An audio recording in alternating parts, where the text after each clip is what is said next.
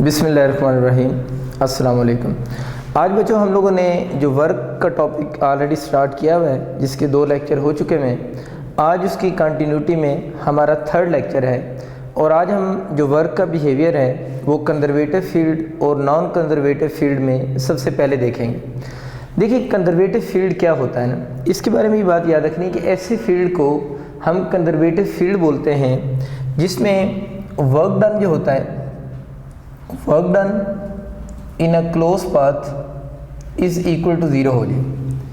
यानी ऐसे फील्ड को हम कंजर्वेटिव फील्ड बोलेंगे अगर हम उसके क्लोज पाथ में वर्क डन कैलकुलेट करें तो क्लोज पाथ में वर्क डन किसकी इक्वल हो, 0 हो। दूसरी बात हम ये भी कर रहे होते हैं कि एक ऐसे फील्ड को कंजर्वेटिव फील्ड कहते हैं जिसमें जो वर्क डन होता है वो नॉट डिपेंड ऑन पाथ। यानी ऐसे फील्ड को जिसमें वर्क डन पाथ पे डिपेंड नहीं करेगा, ऐसे फील्ड को हम कंजर्वेटिव फील्ड कहेंगे। तो कंजर्वेटिव फील्ड में वर्क डन जो होता है नॉट डिपेंड ऑन पाथ, फिर डिपेंड किस पे चीज़ पे करता है, आप वो भी साथ बात लिख सकते हैं, लेकिन but depend on initial and final point, but depend on initial and final point. ये बस चीज़ आप लोगों ने क्लियर करनी है कि वर्क डन जो होगा इस फील्ड में पाथ पे डिपेंड नहीं करता, बल्कि किस चीज़ पे डिपेंड करता है। अगर लिखा हुआ आ जाए तो आप लोगों ने कहना है depend on initial and final point, क्योंकि जल्दी में हम लोगों ने याद किया होता है नॉट डिपेंड वाला वर्ड, तो साथ में ये बोथ ऑप्शन जब आता है ना, not depend on path but depend on, तो याद रखना है इनिशियल एंड फाइनल पॉइंट भी होगा। तो ये दोनों वर्ड याद रखना है। अगर कभी ऑल का ऑप्शन बने तो आपको अटैम्प्ट करना आना चाहिए। अब कौन कौन से फील्ड हम कंजर्वेटिव फील्ड में कंसिडर कर रहे होते हैं, उनमें से एक फील्ड जो है वो तो ग्रेविटेशनल फील्ड है, यानी ग्रेविटेशन फील्ड कंजर्वेटिव है। दूसरा जो फील्ड होता है वो आपका इलेक्ट्रिक फील्ड है, इलेक्ट्रिक फील्ड, इसको आप इलेक्ट्रोस्टैटिक फील्ड भी कह सकते हैं। इलेक्ट्रिक और इलेक्ट्रोस्टैटिक फील्ड कंजर्वेटिव है। और थर्ड वन जो हम लिख रहे होते हैं वो इलास्टिक स्प्रिंग या restoring field, elastic spring field या इलास्टिक रिस्टोरिंग फील्ड, ये सारे कंजर्वेटिव फील्ड्स हैं और इनकी फोर्सेस भी कंजर्वेटिव हैं। मतलब ग्रेविटेशन फील्ड की जो फोर्स होगी उस फोर्स का नाम क्या होगा, ग्रेविटेशन फोर्स, वो भी कंजर्वेटिव है। इलेक्ट्रिक फील्ड की फोर्स कौन सी होगी, इलेक्ट्रिक फोर्स, वो भी कंजर्वेटिव है। इस तरह इलास्टिक स्प्रिंग फील्ड की अगर हम बात करें तो इसकी जो फोर्स होगी उस फोर्स को हम बोल रहे होते हैं इलास्टिक स्प्रिंग फोर्स, इसे कह सकते हैं इलास्टिक, या इसी नाम को देख लें इलास्टिक स्प्रिंग फोर्स। वो फोर्स भी जो होगी उस फोर्स को भी हम कंजर्वेटिव का नाम देंगे। तो elastic spring force is also a conservative force. Magnetic field का मैंने नाम नहीं लिखा कि मैग्नेटिक फील्ड कंजर्वेटिव है या नहीं है। तो बच्चों आप लोगों ने याद रखना है कि जो मैग्नेटिक फोर्स है ना, जो मैग्नेटिक फोर्स है उसको तो हम कंजर्वेटिव कह सकते हैं। यानी magnetic force can be considered, ये 2 लफ्ज़ डिफरेंट में बोल रहा हूँ, एक फील्ड वर्ड बोल रहा हूँ, एक फोर्स बोल रहा हूँ। मैग्नेटिक फोर्स को हम कंजर्वेटिव कह सकते हैं, लेकिन मैग्नेटिक फील्ड जो है वो कंजर्वेटिव नहीं है। मैग्नेटिक फोर्स कंजर्वेटिव है, लेकिन मैग्नेटिक फील्ड जो है ना, magnetic field is non conservative. जो मैग्नेटिक फील्ड है वो नॉन कंजर्वेटिव फील्ड है। हमारे क्योंकि कोर्स में फील्ड की इतनी डिस्कशन नहीं है, ज़्यादातर डिस्कशन फोर्स के ऊपर उसने बात की हुई है। थोड़ा सा मैं आपको आइडिया देता हूँ कि मैग्नेटिक फील्ड जो है वो आपके पास कंजर्वेटिव क्यों नहीं है। आप लोगों ने एम्पेयर लॉ पढ़ा है 2nd ईयर की बुक में। एम्पेयर लॉ में आप लोगों ने ये किया था कि अगर एक वायर थी उसमें से करंट आई फ्लो कर रहा था, उसके सराउंडिंग में आप लोगों ने एक क्लोज पाथ जिसे हम एम्पीरियन लूप इमेजिन की थी, और आप लोगों ने इस एम्पीरियन लूप को स्मॉल लेंथ एलिमेंट्स में डिवाइड किया था, और हर लेंथ एलिमेंट्स का आप लोगों ने b dot delta L calculate किया था। यानी एम्पीरियन लूप में आप लोगों ने सारी लूप को स्मॉल लेंथ एलिमेंट्स में डिवाइड किया था और फिर आप लोगों ने हर लेंथ एलिमेंट का उसका B mean magnetic field strength के साथ क्या लिया था, डॉट प्रोडक्ट लिया था। अगर मैं इस सारी बात को समराइज़ करूं तो मैग्नेटिक फील्ड कब कंजर्वेटिव होगा, ये बात हम सीखना चाह रहे हैं। तो ये जो लेंथ एलिमेंट्स है आप लोगों ने पूरी लूप के ऊपर बनाए थे, तो अगर मैं इसके ऊपर समीशन लगा दूं तो आई से लेकर एन तक लूप्स बने हैं। तो इसके साथ भी हम बाहर क्या चीज़ लिख देंगे, आई लिख देंगे कि बी की वैल्यूज़ भी 1 से लेकर एन तक हैं और लेंथ की वैल्यू भी 1 से लेकर एन तक हैं। फील्ड बच्चे वो कंजर्वेटिव कंसिडर होता है जब उस फील्ड का जो क्लोज पाथ आप ले रहे हैं, फील्ड वो कंजर्वेटिव होगा जब उस फील्ड का जो भी आप क्लोज पाथ ले रहे हैं ऑफ एनी शेप, अगर उस फील्ड का उस लेंथ एलिमेंट के साथ कौन सा प्रोडक्ट लें, डॉट प्रोडक्ट लें और उसका आंसर 0 आ जाए तो वो फील्ड कंजर्वेटिव होगा।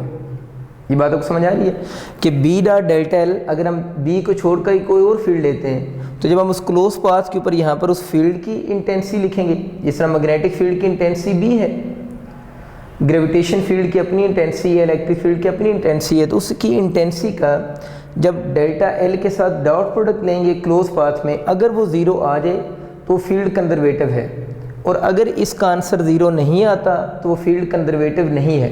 अब आप मुझे ये बताओ कि क्या एम्पेयर लॉ में ये डॉट प्रोडक्ट 0 की इक्वल था? ये डॉट प्रोडक्ट 0 की इक्वल नहीं था, बल्कि ये डॉट प्रोडक्ट अगर मैं लिखूं तो ये डॉट प्रोडक्ट इक्वल टू था mu naught time current enclosed सन। यानी डॉट प्रोडक्ट 0 नहीं था, बल्कि ये वाला डॉट प्रोडक्ट किसके इक्वल था, mu naught time current enclosed by the Amperian loop. तो ये बच्चों बेसिकली पहचान होती है कि फील्ड कंजर्वेटिव है या नहीं है। तो मैग्नेटिक फोर्स अगर एमसीक्यूज आ जाए तो उसको तो हम कंजर्वेटिव कह सकते हैं, लेकिन जो मैग्नेटिक फील्ड होगा वो कौन सा है, नॉन कंजर्वेटिव फील्ड है। मैग्नेटिक फोर्स को हम कंजर्वेटिव क्यों कह रहे हैं, इस वजह से इसको मैं कंजर्वेटिव की कैटेगरी में ऐड कर रहा हूँ कि इसका वर्क डन जो होता है वो हमेशा किसकी इक्वल होगा, 0 की इक्वल ही होगा। उसकी वजह क्या है, ये वर्क डन इसका क्यों 0 आता है? 0 आने की वजह यह है कि मैग्नेटिक फोर्स जो है वो आपके पास नॉर्मल फोर्स है। नॉर्मल फोर्स का मतलब ये है कि जब आप लोगों ने इस फोर्स की बात करेंगे तो फोर्स और डिस्प्लेसमेंट ऑलवेज आपस में क्या होंगे, परपेंडिकुलर ही होंगे। यानी मैग्नेटिक फोर्स नॉर्मल फोर्स है, इसमें फोर्स और डिस्प्लेसमेंट ऑलवेज परपेंडिकुलर ही रहेंगे, तो वर्क डन इसका क्या आ रहा होगा, 0 आ रहा होगा। लेकिन फील्ड जो है वो इसका नॉन कंजर्वेटिव होगा, क्योंकि फील्ड कंजर्वेटिव आने की कंडीशन ही होती है कि उस फील्ड का लेंथ एलिमेंट के साथ जो डॉट प्रोडक्ट होगा for a close path that must be equal to 0 होना चाहिए। एक छोटा सा बेसिक कंसेप्ट आपको सेट हो चुका होगा। तो बच्चों आप लोगों ने याद रखना है कि कंजर्वेटिव फील्ड की बातें होगी, इसकी एग्जांपल्स की बातें होगी कि ग्रेविटेशन फोर्स, इलेक्ट्रिक फोर्स और इलास्टिक स्प्रिंग फोर्स जो हैं वो कंजर्वेटिव हैं। मैग्नेटिक फोर्स को भी हम कंजर्वेटिव कंसीडर कर सकते हैं, लेकिन मैग्नेटिक फील्ड जो है वो नॉन कंजर्वेटिव फील्ड की कैटेगरी में आपके पास लाई करेगा। एक और चीज़ आप लोगों ने कंजर्वेटिव फील्ड के बारे में याद रखनी है, जो कंसेप्ट ऑफ पोटेंशियल एनर्जी है ना, concept of potential energy exist only for conservative field. बहुत इंपॉर्टेंट लाइन है एमसीक्यूज के लिए। अगर आपसे पूछें पोटेंशियल एनर्जी का कंसेप्ट किन फील्ड के लिए एग्जिस्ट करता है, तो concept of potential energy exist only, मैंने वर्ड लिखा है फॉर, किसके लिए, कंजर्वेटिव फील्ड के लिए इसका कंसेप्ट एग्जिस्ट करता है। नॉन कंजर्वेटिव फील्ड के लिए पोटेंशियल एनर्जी का कंसेप्ट एग्जिस्ट नहीं करता। तो अब बच्चों हम आते हैं नॉन कंजर्वेटिव फील्ड की तरफ। या नॉन कंजर्वेटिव फील्ड की जो फोर्स होगी उस फोर्स को हम क्या बोलेंगे, नॉन कंजर्वेटिव फोर्स कहेंगे। ये नॉन कंजर्वेटिव फील्ड की जो फोर्स है वो नॉन कंजर्वेटिव फोर्स है। नॉन कंजर्वेटिव फोर्स कौन सी होगी, कैसी फोर्स होगी, जिस फोर्स का work done in a close path not equal to 0 होगा। नॉन कंजर्वेटिव फोर्स ऐसी फोर्स होगी जिसमें work done in a close path not equal to 0 होगा। या दूसरी बात हम इसमें ये कर सकते हैं कि ऐसी फोर्स होगी जिसमें जो वर्क डन है W डिपेंड ऑन पाथ, यानी जो वर्क डन होगा वो पाथ पे डिपेंड कर रहा होगा। ऐसी फोर्स को हम फिर किसका नाम दे रहे हैं, नॉन कंजर्वेटिव फोर्सेस का नाम दे रहे हैं। आपके एमसीक्यूज बच्चों पेपर में यही आते हैं, वो आपसे कंजर्वेटिव या नॉन कंजर्वेटिव फोर्स पूछ रहा होता है कि गिवन ऑप्शन होते हैं, आपसे पूछता है बताएं कंजर्वेटिव फोर्स कौन सी है और नॉन कंजर्वेटिव फोर्स कौन सी है। तो बस आप लोगों ने इनकी लिस्ट याद रखनी है। तो पहली चीज़ आप लोगों ने याद रखनी है जो फ्रिक्शनल फोर्सेस हैं, फ्रिक्शनल फोर्सेस वो आपका नॉन कंजर्वेटिव में आती हैं। इसके अलावा एयर रेजिस्टेंस जो है वो आपकी नॉन कंजर्वेटिव फोर्सेस में आती है। टेंशन इन स्ट्रिंग ये आपकी नॉन कंजर्वेटिव फोर्सेस की कैटेगरी में लाई कर रही होती है। इसके अलावा नॉर्मल फोर्स है, नॉर्मल फोर्स जो है वो भी नॉन कंजर्वेटिव फोर्स है। फर्दर अगर हम 2 और लिख दें तो इसमें एक फोर्स होती है propulsion of rocket and motor, propulsion of rocket भी कह सकते हैं एंड मोटर। तो जो propulsion of rocket and motor वाली जो फोर्स होती है वो फोर्स जो होगी वो भी बेसिकली जो है वो नॉन कंजर्वेटिव फोर्सेस है। तो ये बस आप लोगों का जो एमसीक्यूज आता है ना वो लिस्ट का आता है कि आप लिस्ट बनाएं कौन सी कंजर्वेटिव है और कौन सी नॉन कंजर्वेटिव है। अगर आपको लिस्ट याद है तो फिर आप उन गिवन ऑप्शन में से चूज़ कर सकते हैं कि कंजर्वेटिव फोर्स कौन सी है और नॉन कंजर्वेटिव फोर्स कौन सी होगी। अब बच्चों हम इसके एमसीक्यूज देखते हैं, इनमें से जो नॉन कंजर्वेटिव फोर्सेस हैं तो नॉन कंजर्वेटिव फोर्सेस में जो सबसे कॉमन एमसीक्यूज आते हैं वो फ्रिक्शन के आते हैं। तो फ्रिक्शन के एमसीक्यूज एक मैं आपके लिए लिखता हूँ ताकि आपको आइडिया हो जाए। तो इसके लिए मैंने आप लोगों के पास एक क्लोज पाथ बनाया है। यूँ समझिए कि एक बॉडी इस क्लोज पाथ में मूव कर रहा है और इस क्लोज पाथ के जो डिस्प्लेसमेंट है वो सारे सपोज करते हैं डी के इक्वल हैं, यानी ये सारे डिस्प्लेसमेंट डी के इक्वल हैं और बॉडी इस क्लोज पाथ में मूव कर रहा है। क्वेश्चन आपका ये आ सकता है कि आप लोगों ने इस क्लोज पाथ के लिए calculate work done of friction, कि इस क्लोज पाथ के लिए आप लोगों ने फ्रिक्शन का वर्क डन कैलकुलेट करना है। बॉडी का पाथ ऑफ मोशन शो हो रहा है, इस क्लोज पाथ में फ्रिक्शन का वर्क डन क्या होगा। तो आपके ऑप्शन इस तरह के होंगे, एफ डी होगा, क्लोज पाथ है 0 होगा, या आप कह सकते हैं -4FD होगा, या आप लिख सकते हैं -2FD होगा। तो कैलकुलेट करते हैं कि इस क्लोज पाथ में वर्क डन कैसा होगा फ्रिक्शन का। फ्रिक्शन आपको पता है कि एक अपोजिंग फोर्स होती है और इसकी डायरेक्शन हमेशा बॉडी की मोशन के क्या होती है, अपोजिट ही होगी। तो अगर बॉडी ए से बी तक मूव कर रहा है तो इस पैच की जो फ्रिक्शन होगी उसकी डायरेक्शन इस मोशन के क्या होगी, अपोजिट होगी। और एंगल कितने डिग्री बनता है, 180 डिग्री बनता है। तो इस पैच का जो वर्क डन जब कैलकुलेट करेंगे तो एफ डी कॉज ऑफ कितने डिग्री होगा, 180। कॉज 180 -1 होता है, तो वर्क डन आपका किसके इक्वल बन जाएगा, -FD हो जाएगा। अगेन अगर आप बी से सी तक मूव करते हैं तो फ्रिक्शन की जो फोर्स होगी उसकी डायरेक्शन तो मोशन के अपोजिट होगी।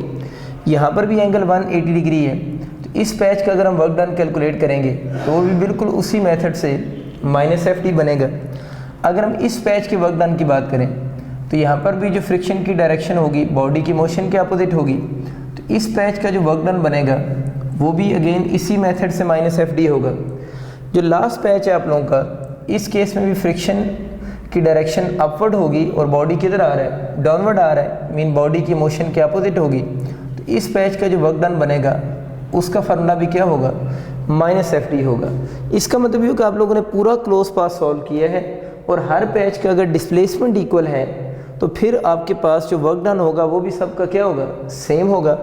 अब अगर आप इस सारे क्लोज पाथ का टोटल वर्क डन कैलकुलेट करना चाह रहे हैं तो अब हम कैसे कैलकुलेट करेंगे, हम ये जो चारों वर्क डन आप लोगों ने कैलकुलेट किए हैं सबको आपस में ऐड कर देंगे। अगर सबको ऐड करेंगे तो -FD, ये भी -FD, -FD और -FD, तो आपका जो आंसर बन जाएगा -4FD हो जाएगा। तो बच्चों इस क्लोज पाथ में वर्क जो फ्रिक्शन का है वो किसकी इक्वल आ रहा है, -4FD की इक्वल आ रहा है। ये कौन सा पाथ, क्लोज पाथ है, इसका वर्क डन फिर 0 की इक्वल नहीं आ रहा, इसलिए हम फ्रिक्शन जो है उसको कंसिडर ये करते हैं कि फ्रिक्शन का जो फील्ड है वो नॉन कंजर्वेटिव फील्ड है। अब हम देखते हैं इसके जो कुछ ग्राफिकल क्वेश्चन बनते हैं। तो ग्राफिकली अगर आप देखना चाह रहे हैं, जब भी किसी चीज़ का ग्राफ पढ़े उसमें 2 मेन चीज़ें होती हैं, एक उस ग्राफ की स्लोप किसको शो कर रही है और एक उस ग्राफ के अंडर एरिया किस चीज़ को शो कर रहा है। तो सबसे पहले इस ग्राफ के अंडर एरिया देखते हैं किसकी इक्वल होगा। देखिए मैं कुछ ग्राफ आप लोगों के लिए बोर्ड पे प्लॉट करता हूँ। सपोज करें ये फोर्स डिस्प्लेसमेंट है, इस केस में मैं ग्राफ इधर भी बना रहा हूँ, इधर मैं इसको F cos theta into D लिख रहा हूँ। ये मैं ग्राफ प्लॉट कर रहा हूँ, इस ग्राफ को मैंने स्ट्रेट लाइन बना दी है और ये भी मैंने स्ट्रेट लाइन शो की है। अब बच्चों आप लोगों ने मुझे ये बताना है कि इस केस में कौन सा ग्राफ ऐसा है जो कांस्टेंट फोर्स का ग्राफ है, यानी कौन सा ग्राफ कांस्टेंट फोर्स का ग्राफ है। तो याद रखना है ये दोनों ग्राफ जो हैं, दोनों ग्राफ जो मैंने बनाए हैं ये कांस्टेंट फोर्स के ही हैं। कुछ बच्चों से गलती ये होती है कि वो इस थीटा की वजह से ये कह देते हैं शायद ये वेरिएबल फोर्स का ग्राफ है। तो मैं अक्सर कहता हूँ तो आप ग्राफ की शेप से डिसाइड करें कि वो ग्राफ कांस्टेंट फोर्स का है या नहीं है। अगर वो ग्राफ स्ट्रेट लाइन है तो इसका मतलब है कि वो जो ग्राफ है वो किस फोर्स का है, कांस्टेंट फोर्स का ग्राफ है। तो फिर इसमें क्या फ़र्क है, इसमें एफ लिखा हुआ और इसमें एफ कॉस थीटा लिखा हुआ है। ये बात कंफर्म आपको होगी कि ग्राफ वेरिएबल फोर्स का है या कांस्टेंट फोर्स का है, वो हम डिसाइड किस चीज़ से करेंगे, ग्राफ की शेप से।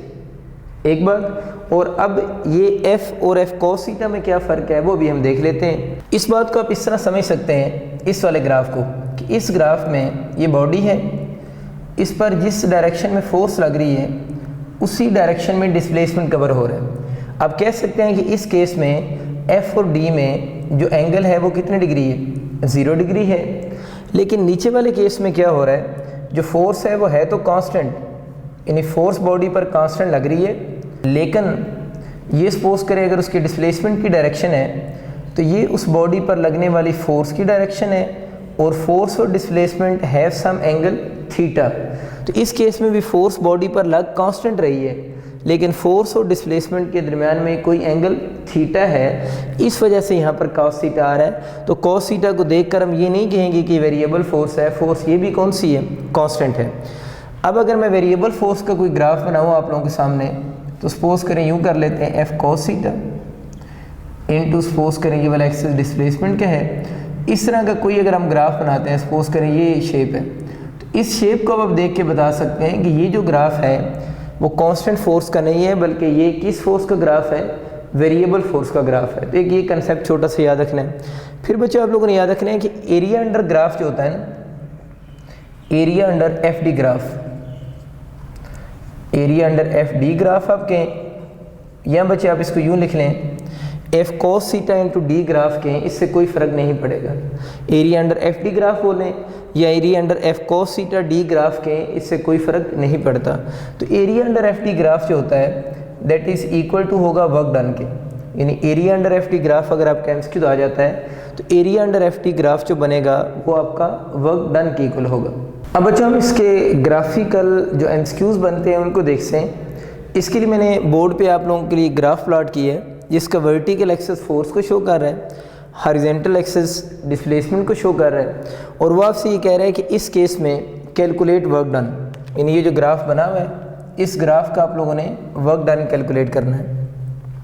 अभी हम लोगों ने पढ़ा है कि फोर्स डिस्प्लेसमेंट ग्राफ के अंडर जो एरिया होगा वो एरिया बेसिकली आपको वर्क डन को शो करेगा। तो यहाँ पर एरिया 3 डिफरेंट पैचेस की फॉर्म में बन रहा है कि ये वाला पैच है, एक नीचे वाला पैच है, एक अबव पैच है। तो ये 3 डिफरेंट रेक्टेंगल्स हैं। अगर हम इनका एरिया निकालेंगे तो वर्क डन को शो करेगा। तो इस पैच का जो एरिया होगा, सपोज करते हैं वो वर्क डन W1 दे रहे हैं, तो इसके एरिया कैसे निकालेंगे, इसकी लेंथ कितनी, 2 इंटू 1 हो जाएगी, वही लेंथ इंटू वेट्स करना है ना। और इसकी जो हाइट जो है या लेंथ किसको शो कर रही है, 10 न्यूटन को।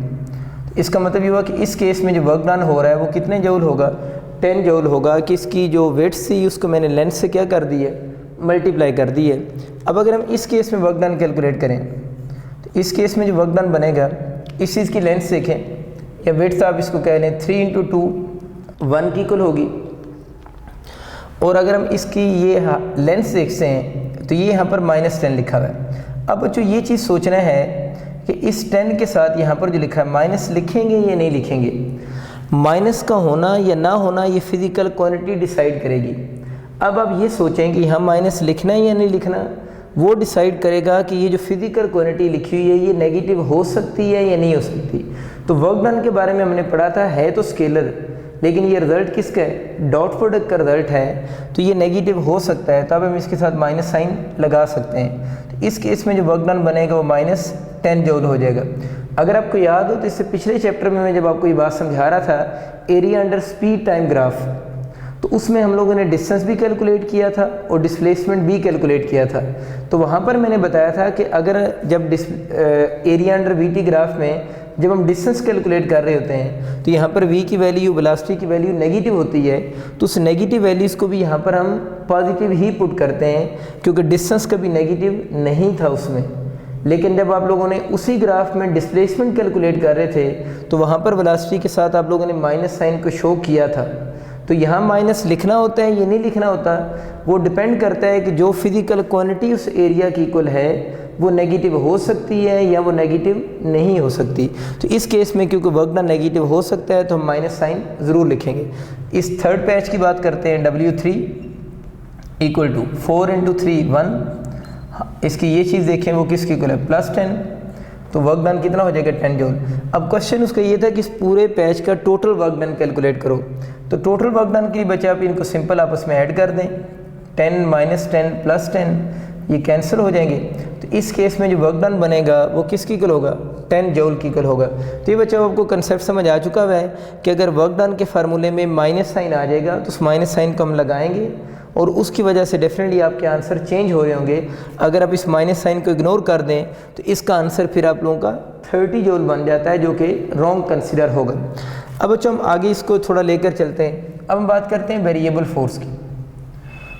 वेरिएबल फोर्स क्या होती है? देखिए, फोर्स एक वेक्टर क्वांटिटी है और वेक्टर जो है वो वेरिएबल कैसे हो सकता है कि फोर्स भी वेक्टर है तो ये वेरिएबल कैसे होगी फोर्स? या तो हम इस फोर्स की क्या चेंज करें, मैग्नीट्यूड चेंज हो रही हो फिर ये वेरिएबल हो सकती है, या इस फोर्स की डायरेक्शन चेंज हो रही हो फिर भी ये वेरिएबल हो सकती है, या ये दोनों चीज़ें चेंज हो रही हैं, बोथ आर चेंजिंग। यानी अगर इसकी मैग्नीट्यूड भी चेंज हो रही हो, डायरेक्शन भी चेंज हो रही हो, तो इस फोर्स को फिर हम किसका नाम देंगे, वेरिएबल फोर्स का नाम देंगे। अब हम लोगों ने ये देखना है कि हम इस वेरिएबल फोर्स का वर्क डन कैलकुलेट कैसे करेंगे। तो वेरिएबल फोर्स का वर्क डन कैलकुलेट करने के लिए मैं आपको एक एग्जांपल देता हूँ। सपोज करें ये एक बॉडी है, इस ट्रैक के अलॉन्ग मूव कर रहा है, ए पॉइंट से बी पॉइंट पर जा रहा है और इस बॉडी पर जो फोर्स लग रही है वो कांस्टेंट फोर्स नहीं है बल्कि वो वेरिएबल फोर्स है। तो इसका वर्क डन कैलकुलेट करने के लिए सबसे पहला स्टेप जो होगा, ये वर्डिंग में याद रखना है, हम इस सारे पाथ को स्मॉल डिस्प्लेसमेंट्स में डिवाइड करेंगे। We divide whole path into small displacement. ये पहला स्टेप हो गया कि सारे पाथ को स्मॉल डिस्प्लेसमेंट में डिवाइड करेंगे। फिर आप लोगों ने सपोज करें इस डिस्प्लेसमेंट को मैं D1 and up to so on चलते जाएंगे DN तक, सारे पाथ को आप लोगों ने स्मॉल डिस्प्लेसमेंट में डिवाइड किया। दूसरा स्टेप बच्चों इसका ये बनेगा कि आप लोगों ने हर स्टेप के लिए यानी हर डिस्प्लेसमेंट के लिए वो फोर्स कैलकुलेट करनी है जो उस डिस्प्लेसमेंट के लिए क्या होगी, कांस्टेंट होगी। तो सपोज करते हैं इस डिस्प्लेसमेंट डेल्टा D1 के लिए फोर्स F1 कांस्टेंट है, इसका कोई एंगल बन रहा है, सपोज करें θ1 है। इस तरह नेक्स्ट डिस्प्लेसमेंट अगर डेल्टा D2 है, इस D2 के लिए फोर्स F2 कांस्टेंट है, इसका एंगल सपोज करें θ2 बन रहा है एंड सो ऑन। तो जितने भी डिस्प्लेसमेंट आप लोगों ने बनाए हैं, हर डिस्प्लेसमेंट के लिए आप लोगों ने वो फोर्स कैलकुलेट करनी है जो उस डिस्प्लेसमेंट के लिए क्या होगी, कांस्टेंट होगी। 2 स्टेप हो गए। थर्ड स्टेप आपका जो MCQs पूछा जा सकता है कि वेरिएबल फोर्स का वर्क डन का फार्मूला क्या होगा। तो आप लोग अगर बच्चों इसके लिए फार्मूला लिखते हैं तो हम इसको यूँ लिख सकते हैं, summation I from 1 to n, क्योंकि जो आप लोगों ने जो स्मॉल स्टेप्स बनाए हैं वो 1 से लेकर n तक हैं। और इसके बाद आप लिख सकते हैं F dot delta I, F dot delta, और इसके बाद आप I लिख सकते हैं। आप चाहें तो I को F और D के साथ अलग-अलग भी लिख सकते हैं या ओवरऑल ब्रैकेट के इक्वल भी लिख सकते हैं। तो this equation give you the work done due two variable force, या सिंपल W लिख लें। तो ये इक्वेशन आपको वर्क डन दे देगी किस फोर्स का, वेरिएबल फोर्स का। अब अगर बच्चे आपका कभी MCQ आ जाता है ना कि अगर आप लोग जो है वो 100% एक्यूरेट वर्क डन कैलकुलेट करना चाह रहे हैं, 100% एक्यूरेट वर्क डन, ये बात ज़रा ध्यान सुननी। तो अगर आप 100% एक्यूरेट वर्क डन कैलकुलेट करना चाह रहे हैं इस केस में, तो तब पॉसिबल होगा जब आपकी जो डेल्टा D है ना, this delta D should be very small. क्योंकि हमें पता है कि ये जो फोर्स हम इस पैच के लिए अज्यूम कर रहे हैं ये फोर्स स्लाइट वेरिएबल भी हो सकती है। तो अब आप लोगों ने ये करना है कि अगर 100% accurate work done variable force का कब कैलकुलेट होगा, अगर ये जो डिस्प्लेसमेंट है वो अप्रोच किसको करेंगे, delta D equal to zero नहीं बोला, delta D approaches to zero, कि अगर ये जो पैचेस हैं जो डिस्प्लेसमेंट्स हैं ये वेरी स्मॉल हो जाएं, इतने स्मॉल हो जाएं कि delta D approaches to zero हो जाए, तो उस केस में हम ये बोलेंगे कि आपका जो वर्क डन है वो क्या हो जाएगा, एक्यूरेट वर्क डन हो जाएगा। और उस केस में अगर डेल्टा डी ज़ीरो को अप्रोच कर जाता है तो ये जो आप लोगों ने इसको स्मॉल स्टेप्स में डिवाइड किया है, ये जो स्मॉल स्टेप्स होंगे वो भी वेरी लार्ज हो जाएंगे। तब कह सकते हैं उस वक्त जो नंबर ऑफ स्टेप्स होंगे वो किसको अप्रोच कर देंगे, इनफाइनाइट को अप्रोच कर देंगे। तो हम कह सकते हैं कि अगर हम more accurate work done calculate करना चाह रहे हैं वेरिएबल फोर्स का, तो उसको हम यूँ लिख सकते हैं आई फ्राम 1 टू इन्फिनिटी भी लिख सकते हैं, और F delta D dot product का रिजल्ट है इज इक्वल टू क्या हो जाएगा, वर्क डन हो जाएगा। इस मीन्स कि मोर एक्यूरेट वर्क डन के लिए आपके delta D approaches to zero होने चाहिए, और जो n नंबर ऑफ इंटरवल्स हैं जिसमें उस पाथ को डिवाइड किया है वो फिर किसको अप्रोच कर देंगे, इन्फिनिटी को अप्रोच कर देंगे। अब बच्चों हम देखते हैं कि वेरिएबल फोर्स का वर्क डन मैथमेटिकली कैसे कैलकुलेट करेंगे। फार्मूला तो हम लोगों ने सीख लिया। मैंने एक एमसीक्यू आपके लिए बोर्ड पे लिखा है, इसमें बॉडी ए पॉइंट से डी पॉइंट तक मूव करके जा रहा है और डिफरेंट इंटरवल शो हो रहे हैं। इन इंटरवल में आप देखें ए से बी तक उसने 1 मीटर जो डिस्प्लेसमेंट कवर किया है उसमें फोर्स 2 न्यूटन कांस्टेंट रही है। फिर बी से सी तक जो डिस्प्लेसमेंट 3 मीटर कवर किया है उसमें अगेन दोबारा फोर्स 1 न्यूटन रही है, इसमें 2 न्यूटन है, इसमें 1 है। फिर सी से डी तक डिस्प्लेसमेंट 2 मीटर है और फोर्स 5 न्यूटन है। तो अब देख लें इस ए से डी तक जाते हुए बॉडी पर जो फोर्स लग रही है वो कांस्टेंट फोर्स नहीं है बल्कि वो वेरिएबल फोर्स है। अब आपका एमसीक्यू ये आ सकता है कि इस केस में आप टोटल वर्क डन कैलकुलेट करें। अब कुछ बच्चे ये करते हैं ना कि वो F1 plus F2 plus F3 करके इसकी एवरेज फोर्स कैलकुलेट करके वर्क डन कैलकुलेट करते हैं। तो ये वेरिएबल फोर्स का केस है, और ऐसा वेरिएबल फोर्स का केस है जिसमें बॉडी की डायरेक्शन मोशन जो है वो चेंज नहीं हो रही। तो इस केस में आप एवरेज फोर्स करके कैलकुलेट ना करें, बल्कि इस केस में बेहतर ये है अगर आप वर्क डन कैलकुलेट करना चाह रहे हैं तो इसको हर स्टेप को सेपरेट सॉल्व करें और फिर सारों को हम एडअप कर दें। सेपरेट कैसे सॉल्व करेंगे, ये जो फार्मूला हम पढ़ते हैं ना W equal to F dot D, इस फार्मूले की ब्यूटी ये है कि ये फार्मूला उस वक्त सिर्फ अप्लाई होता है जब ये वाली फोर्स इस डिस्प्लेसमेंट के लिए कांस्टेंट हो, अदरवाइज हम ये वाला फार्मूला अप्लाई नहीं कर सकते। तो अब हमें ये तो पता है ना कि 2 न्यूटन 1 मीटर के लिए कांस्टेंट है, 1 न्यूटन 3 मीटर के लिए कांस्टेंट है और 5 न्यूटन 2 मीटर के लिए कांस्टेंट है। तो जो फोर्स जिस डिस्प्लेसमेंट के लिए कांस्टेंट है उनको आपस में मल्टीप्लाइड करके हम वर्क डन कैलकुलेट कर सकते हैं। और इस केस में क्योंकि बॉडी की डायरेक्शन मोशन जो है वो डिस्प्लेसमेंट की डायरेक्शन और फोर्स की डायरेक्शन सेम है, इसलिए एंगल सब केस में वैसे ही 0 डिग्री होगा। तो इस केस में अगर अब हम कैलकुलेट करते हैं तो इसका वर्क डन कैसे निकालेंगे, इसकी फोर्स को इसके डिस्प्लेसमेंट से मल्टीप्लाइड करें, 2 × 1 2 हो गया, मल्टीप्लाई कर सकते हैं क्योंकि ये वाली फोर्स इस डी के ऊपर क्या है, कांस्टेंट है, प्लस सेकंड फेज का वर्क डन निकालते हैं तो 3 को 1 से मल्टीप्लाइड करेंगे 3 हो गया, प्लस तो 5 को हम 2 से करेंगे तो 5 2 10। तो इस केस में जो टोटल वर्क डन आप लोगों के पास बन रहा है वो कितने जूल बनेगा, 15 जूल होगा। जिसको जो ऑप्शन आपका करेक्ट होगा वो ए ऑप्शन होगा। तो अभी हम लोगों ने देखा था कि area under F D graph work done की इक्वल था, work done due two variable force को आप लोगों ने थोड़ा सा स्टडी कर लिया। अब बच्चों हम एक और चीज़ देखते हैं which is slope of F D graph. Slope of F D graph, देखिए बच्चे जो स्लोप होती है एफ डी ग्राफ की वो स्लोप इक्वल टू होती है tan थीटा के, और slope tan theta perpendicular over base होता है। तो इसका परपेंडिकुलर f है और बेस का एक्सिस d के इक्वल है। तो आप लोगों ने याद रखना है कि slope of F D graph जो होगी वो f/d के इक्वल होगी, यानी फोर्स मल्टीप्लाइड बाय डिस्प्लेसमेंट। अब आप लोगों ने याद ही रखना है कि ये अभी तक इसकी जो स्लोप है वो किसी नॉन फिजिकल क्वांटिटी के इक्वल नहीं है। जिस तरह हम कहते हैं ना कि slope of velocity time graph acceleration, ये हम वर्ड बोल रहे होते हैं, इस तरह या slope of displacement time graph किसकी इक्वल है, वेलोसिटी की इक्वल है। तो आप लोगों ने याद रखना है slope of F D graph जो है वो अभी तक किसी फिजिकल क्वांटिटी के इक्वल नहीं है। तो अगर आपका एमसीक्यू आ जाता है slope of F D graph किसकी इक्वल है, तो डिफरेंट फिजिकल क्वांटिटीज़ के नाम लिखे होंगे, तो आप लोगों ने फिर उसमें से ऑप्शन क्या चूज़ करना है, नन चूज़ करेंगे, क्योंकि अभी तक ये फिजिकल किसी कॉमन फिजिकल क्वांटिटी के इक्वल नहीं है।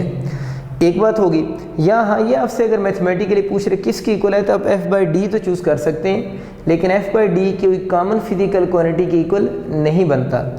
जो इसका एमसीक्यूज इंपॉर्टेंट है वो ये है, वो आपसे पूछ सकता है कि स्लोप ऑफ FD ग्राफ की unit and dimension is same with, कि इसकी यूनिट और डायमेंशन किसके साथ सेम है, यानी इसकी जो स्लोप है वो किसी फिजिकल क्वांटिटी की इक्वल तो नहीं है,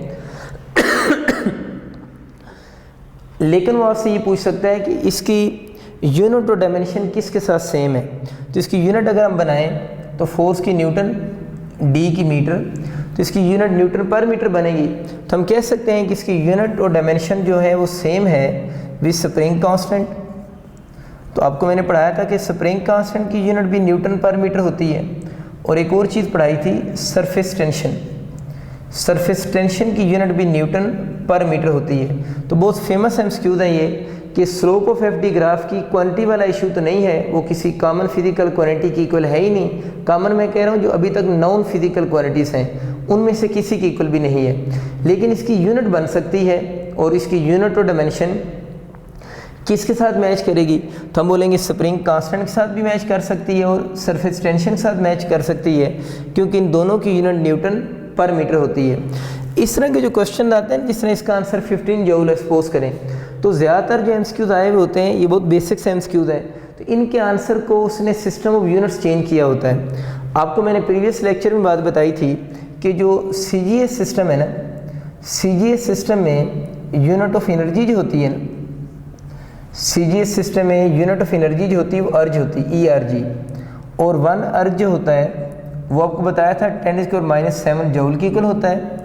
या अगर हम 1 जूल की यहाँ से बात करें तो 1 जूल 10⁻+7 अर्ज की इक्वल होता है। तो जब भी आप लोग वर्क डन कैलकुलेट करें तो यूजली वो या एनर्जी को कैलकुलेट करें तो समटाइम इसके ऑप्शन जो हैं वो जूल की बजाय अर्ज की फॉर्म में भी लिखे हुए हो सकते हैं। तो अगर इसको मैं अर्ज में कन्वर्ट करूँ तो क्या आंसर बनेगा 15। इस जूल को अर्ज में कन्वर्ट करना है तो 10⁻7 साथ में क्या लगा देंगे, अर्ज लगा देंगे।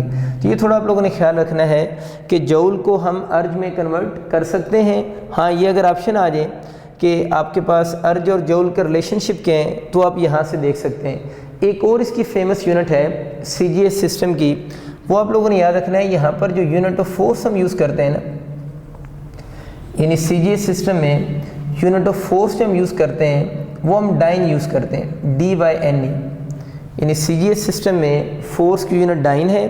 और अगर इसके बच्चे रिलेशन लिखें तो इसका रिलेशनशिप कुछ यूँ बन रहा होता है, 1 डाइन इक्वल टू 10⁻⁻5 न्यूटन, या अगर हम इसका 1 न्यूटन लिखते हैं तो 10⁻+5 डाइन की इक्वल होगा। तो ये दो बहुत फेमस यूनिट्स हैं जो CGS की हैं और इसके SI के साथ आपको लिंक का आइडिया होना चाहिए। अब बच्चों वर्क से रिलेटेड जो डिफरेंट यूनिवर्सिटीज़ में MCQs बन सकते हैं, मीन जो थोड़े टफ बन सकते हैं, उनको देखते हैं कि वो कैसे MCQs होंगे। एक बहुत फेमस MCQs मैंने लिखा है आप लोगों के लिए बोर्ड पे, इसकी ज़रा स्टेटमेंट पे आप गौर करें। इसमें कह रहे हैं बॉडी ऑफ मास 5 kg, यानी एक बॉडी की मास आपको गिवन है 5 kg। दूसरी इन्फॉर्मेशन गिवन है initially at rest, body initially at rest का मतलब ये है बॉडी की इनिशियल वेलोसिटी आपको 0 गिवन है, मास 5 kg गिवन है। Horizontal force of 2 Newton, body पर लगने वाली फोर्स 2 न्यूटन गिवन है। On a smooth horizontal surface find the work done. अच्छा, साथ में टाइम भी गिवन है, find the work done in 10 seconds. 10 second में आप लोगों ने वर्क डन बताना है और उसने कुछ ऑप्शन लिखे हुए हैं। अब देखते हैं बच्चे इस क्वेश्चन को हम लोग कैसे सॉल्व करेंगे। हमें पता है कि वर्क डन जब भी हम कैलकुलेट करते हैं, वर्क डन का फॉर्मूला होता है F/D होता है। अब देखिए हमारे पास F और D है या नहीं है। क्वेश्चन में फोर्स हमें गिवन है, इसका इशू नहीं है, लेकिन इस स्टेटमेंट में कहीं पर भी डिस्प्लेसमेंट गिवन नहीं है।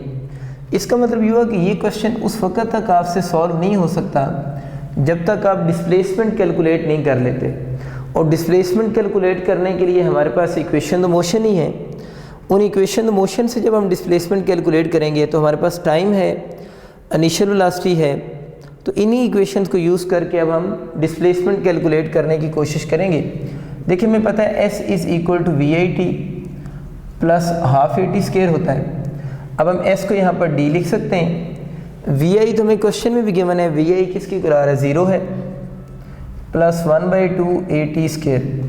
देखिए इशू ये है यहाँ पर कि हमारे पास टाइम तो है, यानी यहाँ पर स्टिल इशू ये आ गया है कि हमें क्वेश्चन में टाइम तो गिवन है, लेकिन क्या चीज़ गिवन नहीं है, एक्सेलरेशन गिवन नहीं है। इसका मतलब ये हो कि जब तक एक्सेलरेशन कैलकुलेट नहीं होता उस वक्त तक डिस्प्लेसमेंट कैलकुलेट नहीं हो सकता। डिस्प्लेसमेंट नहीं आएगा तो वर्क डन कैलकुलेट नहीं होगा। तो पहले अब क्या चाहिए, एक्सेलरेशन चाहिए। एक्सेलरेशन बच्चों अब देखो, अगर मैं F equal to ma formula use करता हूँ और यहाँ से अगर मैं a कैलकुलेट करूँ तो a किसकी इक्वल होगा, F/m होगा। अब देखिए हमें क्वेश्चन में फोर्स गिवन है वो 2 न्यूटन है और जो मास गिवन है वो कितनी है, 5 kg है। तो इसका मतलब ये हुआ कि जो बॉडी का एक्सेलरेशन तो कैलकुलेट इजीली हो सकता है, इसका एक्सेलरेशन 2/5 मीटर पर सेकंड स्क्वायर होगा। तो अब हम इस एक्सेलरेशन की वैल्यू को यहाँ पर पुट कर सकते हैं। तो यहाँ से देखें डिस्प्लेसमेंट किसकी इक्वल बनेगा, 1/2 इंटू a की जगह पर हमारा क्या आ जाएगा, 2/5। टाइम हमें ऑलरेडी क्वेश्चन में गिवन है वो 10 है, तो 10 का स्क्वायर यहाँ पर करूँगा तो कितना हो जाएगा, 100 हो जाएगा। अब बच्चे आप चाहें तो इसको सॉल्व कर सकते हैं। तो 5 × 2 10 होता है, तो ये इससे 10 टाइम क्या हो जाएगा, कैंसिल, और 10 को 2 से करेंगे तो 20 मीटर। इसका मतलब ये हुआ कि जो क्वेश्चन अभी हम सॉल्व कर रहे हैं इस केस में जो डिस्प्लेसमेंट कवर हुआ है वो कितने न्यूटन हुआ है, 20 मीटर डिस्प्लेसमेंट कवर हुआ है। तो अब वर्क डन आप इजीली आप कैलकुलेट कर सकते हैं। देखें F × D, क्वेश्चन में हमें फोर्स कितनी गिवन है, 2 न्यूटन गिवन है और इस केस में डिस्प्लेसमेंट कितना है, 20 मीटर है। तो जो टोटल वर्क डन बनेगा वो आप लोगों का बच्चे कितने जूल बनेगा, 40 जूल होगा। तो इसका करेक्ट ऑप्शन जो बनेगा वो C ऑप्शन करेक्ट होगा। तो बहुत इंपॉर्टेंट एमसीक्यूज़ हैं। इसमें आप लोगों ने क्या क्या अप्रोच सीखी है, इसमें आप लोगों ने ये सीखा है कि अगर हमें ये वाला डेटा गिवन हो तो डिस्प्लेसमेंट जो है वो डायरेक्ट हमें सम टाइम गिवन नहीं होता, और डिस्प्लेसमेंट कैलकुलेट करने के लिए हम इक्वेशन द मोशन भी क्या कर सकते हैं, यूज़ कर सकते हैं। और उन इक्वेशन द मोशन में जो एक्सेलरेशन होता है वो F = ma से भी कैलकुलेट हो जाता है। तो ये थोड़ी सी चीज़ें आप लोगों ने इस एमसीक्यूज़ के लिए अपने माइंड में रखनी है, क्योंकि ये अप्रोच बहुत कॉमन अप्रोच है डिफरेंट यूनिवर्सिटीज़ में। एक बहुत सिंपल एमसीक्यूज़ मैंने आप लोगों के लिए लिखा है बोर्ड पे। देखिए कह रहे हैं कि एक बॉडी है, उस बॉडी पर लगने वाली फोर्स आपको गिवन है वेक्टर फॉर्म में, unit Newton. A force of this gives A particle displacement, यानी ये फोर्स किसी पार्टिकल पर लगी है और उस पार्टिकल के अंदर ये डिस्प्लेसमेंट की वेक्टर फॉर्म गिवन है, डिस्प्लेसमेंट मीटर में है। What is the total work done by the force, तो उस फोर्स का आप लोगों ने total work done find out करना है कि फोर्स का टोटल वर्क डन कितना होगा। देखिए अगर आप वर्क डन कैलकुलेट करना चाह रहे हैं तो वर्क डन का फॉर्मूला आपको पता है F.D होता है। अब आप लोगों ने डॉट प्रोडक्ट लेना है और आप सबको ये बातें याद हैं, जो सिमिलर वेक्टर्स होते हैं ना, यानी I.I, J.J और K.K, सिमिलर यूनिट वेक्टर्स का डॉट प्रोडक्ट 1 की इक्वल होता है। हमें जब डॉट प्रोडक्ट लेना होता है तो हम सिमिलर यूनिट वेक्टर्स का ही डॉट प्रोडक्ट लेते हैं। मीन I का I के साथ लेते हैं, J का J के साथ लेते हैं और K का K के साथ लेते हैं। डिफरेंट यूनिट वेक्टर्स का डॉट प्रोडक्ट हम इसलिए नहीं लिख सकते कि कोई से भी अगर 2 डिफरेंट यूनिट वेक्टर्स होंगे, जिससे I.J है, J.K करें या अगर हम K.I कर लें तो उनका आंसर वैसे ही 0 हो जाता है। इसलिए सिंपल मेथड होता है कि जब आप डॉट प्रोडक्ट ले रहे हो तो सिमिलर यूनिट वेक्टर्स का हम डॉट प्रोडक्ट लेंगे। तो लेते हैं बच्चे डॉट प्रोडक्ट, इधर ज़रा गौर करें। I के कोफिशिएंट को I से मल्टीप्लाइड करेंगे तो 3 को 2 से करेंगे तो कितना हो जाएगा, 6, और ये I.I किसकी इक्वल हो जाएगा, 1, लिखने की ज़रूरत नहीं है। फिर J के कोफिशिएंट को J से करेंगे तो 3 को 2 से करेंगे तो कितना हो जाएगा, -6, फिर वो J.J 1 हो जाएगा। इस तरह बच्चे अगर इसके K के कोफिशिएंट को K से करेंगे तो 4, 5 से मल्टीप्लाइड करेंगे तो कितना हो जाएगा, 20। अगेन K.K किसकी इक्वल हो जाएगा, 1। अब ज़रा देखें +6 -6 से कैंसिल हो जाएगा, तो इस केस में जो वर्क डन बनेगा वो 20 जूल होगा। तो इसका जो करेक्ट ऑप्शन बनेगा वो बीटा ऑप्शन करेक्ट होगा। तो इस तरह अगर आपको फोर्स और डिस्प्लेसमेंट वेक्टर फॉर्म में गिवन हो तो तब भी हम उसका वर्क डन कैलकुलेट कर सकते हैं। अब बच्चों वर्क का वर्डिंग के जो एमसीक्यूज आते हैं उनमें से एक एमसीक्यूज की बात करते हैं। इस एमसीक्यूज में कह रहे हैं कि work is always done on a body, एक बॉडी पर वर्क डन कब होगा। जब फोर्स एक्ट करेगी, बी ऑप्शन है उसका मोमेंटम चेंज होगा। सी है it experience an increase in energy through mechanical influence और इट मूव थ्रू डिस्टेंस। तो देखने से तो ये लग रहा है इसमें सारे ऑप्शन ठीक हैं, सब ऑप्शन में ही क्या हो रहा है, वर्क डन हो रहा है। लेकिन इसमें ऑल जो ऑप्शन, ऑल वाला ऑप्शन है भी नहीं और ऑल ऑप्शन इसका करेक्ट भी नहीं बनेगा। इसको ज़रा समझने की कोशिश करें, हम इसको कैसे अंडरस्टैंड करेंगे। अब यूँ समझें कि सपोज करें बॉडी एक सर्कल में मूव कर रही है, यानी यूँ हॉरिजेंटल सर्कल है उसमें बॉडी मूव कर रही है, यानी हॉरिजेंटल सर्कल में बॉडी मूव कर रही है। तो अब अगर हम इसके वर्क डन की बात करते हैं तो वर्क डन इस पर होगा या नहीं होगा। आप एक चीज़ नोट करें, जब बॉडी हॉरिजेंटल सर्कल में मूव कर रही है, सपोज कर लेते हैं कि बॉडी की वी यानी स्पीड कांस्टेंट है, बॉडी की स्पीड कांस्टेंट है। तो अगर बॉडी सर्कल में मूव कर रही है और हम चले यही कैलकुलेट कर लेते हैं कि work done due two centimetre force की कैलकुलेट करते हैं, यानी work done due two centimetre force लेते हैं। तो मुझे सिर्फ अब ये बताएं कि जब बॉडी सर्कल मूव कर रही है तो इसकी जो डायरेक्शन वेलोसिटी है वो तो हर पॉइंट पे क्या हो रही है, चेंज हो रही है ना। अगर वेलोसिटी की डायरेक्शन हर पॉइंट पे चेंज हो रही है तो इस केस में मोमेंटम तो क्या हो रहा है, चेंज हो रहा है। दोबारा बच्चे रिपीट कर रहा हूँ कि मैंने एग्जांपल दी है कि अगर हम इस क्लोज पाथ में सेंटीमीटर फोर्स के वर्क डन को माइंड में रखें तो हमें पता है कि इस केस में सेंटीमीटर फोर्स का वर्क डन तो क्या होगा, ज़ीरो होगा। ये एग्जांपल इसलिए दी है कि इस तरह के थ्योरेटिकल क्वेश्चन आप इस एग्जांपल से इजीली अंडरस्टैंड कर सकते हैं। अब इसको ज़रा देख रहे हैं आप लोग कि अगर इस सेंटीमीटर फोर्स का वर्क डन है तो वो ज़ीरो होगा। तो इसमें मुझे बताएं कि इस सर्कुलर पाथ में क्या मोमेंटम चेंज हो रहा है, नहीं हो रहा। मोमेंटम तो चेंज हो रहा है लेकिन इस केस में वर्क डन तो कोई परफॉर्म नहीं हो रहा। इसका मतलब ये हो कि वर्क डन के साथ ऑलवेज का वर्ड यूज़ हो रहा है ना।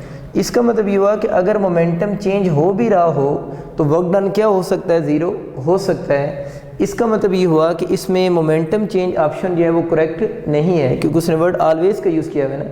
तो इसीलिए हम इसके एक्सेप्शन में एक एग्जांपल ले रहे हैं। इस केस में अब आपको क्लियर हो चुका होगा, डायरेक्शन वेलोसिटी चेंज हो रही है तो मोमेंटम भी तो वेलोसिटी पे डिपेंड करता है ना, मोमेंटम भी वेक्टर है तो मोमेंटम यहाँ चेंज हो रहा है लेकिन वर्क डन ज़ीरो की इक्वल है। इसका मतलब है ये वाला ऑप्शन नहीं हो सकता।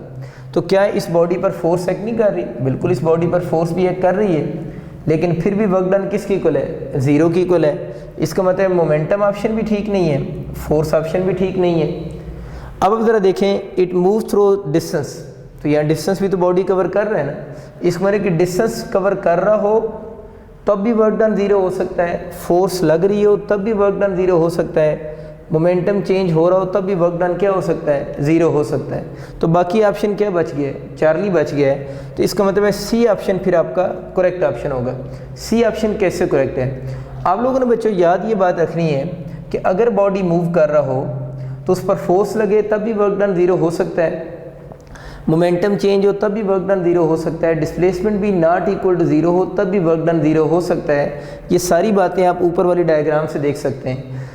याद जो बात रखनी है आप लोगों ने, वर्क डन किस केस में होगा, अगर बॉडी मूव कर रहा हो तो अगर बॉडी की काइनेटिक एनर्जी चेंज हो रही हो, या आप कह सकते हैं कि अगर बॉडी की क्या चेंज हो रही हो, पोटेंशियल एनर्जी चेंज हो रही हो, तो उस केस में अगर बॉडी की काइनेटिक एनर्जी चेंज हो रही हो या बॉडी की पोटेंशियल एनर्जी चेंज हो रही हो, उस केस में आपका जो वर्क डन होगा that is not equal to क्या होगा, ज़ीरो होगा।